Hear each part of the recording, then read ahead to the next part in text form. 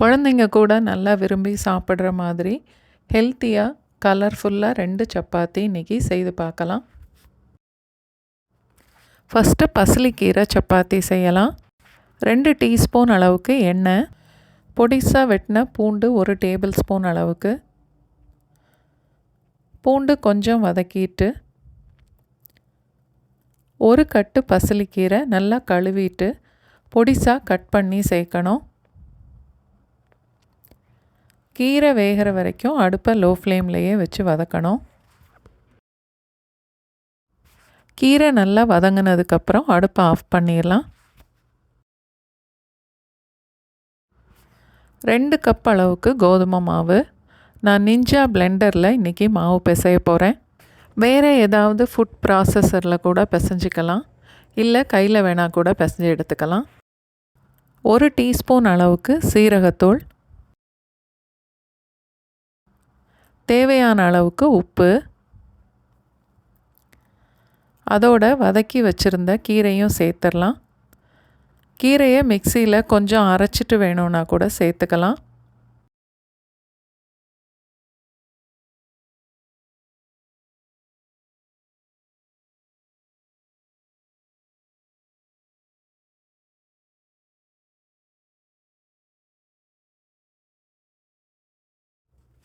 பிளெண்டரில் மாவு பிசையும் போது இந்த மாதிரி நல்லா சாஃப்டாக வரும். பூண்டு நல்லா அரைப்படாது, இந்த மாதிரி துண்டு துண்டாக தான் இருக்கும்.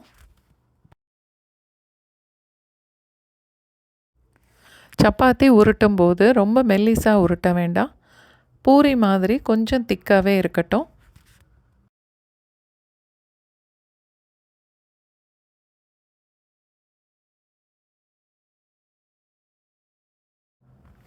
நான் 1/2 டீஸ்பூன் அளவுக்கு நெய் சேர்க்குறேன்.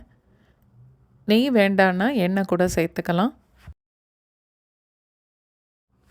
அடுத்தது பீட்ரூட் சப்பாத்தி செய்யலாம். 2 டீஸ்பூன் எண்ணெய், 1 டீஸ்பூன் சீரகம்,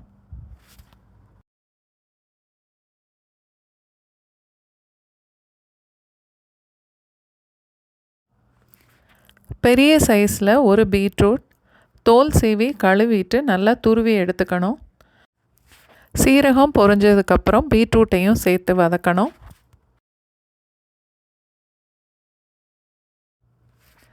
பீட்ரூட் பாதி அளவுக்கு வேகிற வரைக்கும் வதக்கணும்.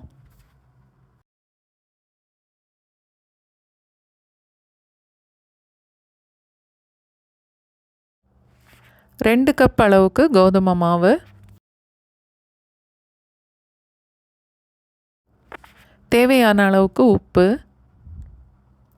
1/2 டீஸ்பூன் மிளகாத்தூள், 1/2 டீஸ்பூன்லேருந்து 1 டீஸ்பூன் வரைக்குமே கரம் மசாலா தூள், அதோட வதக்கி வச்சுருந்த பீட்ரூட்டையும் சேர்த்துடணும்.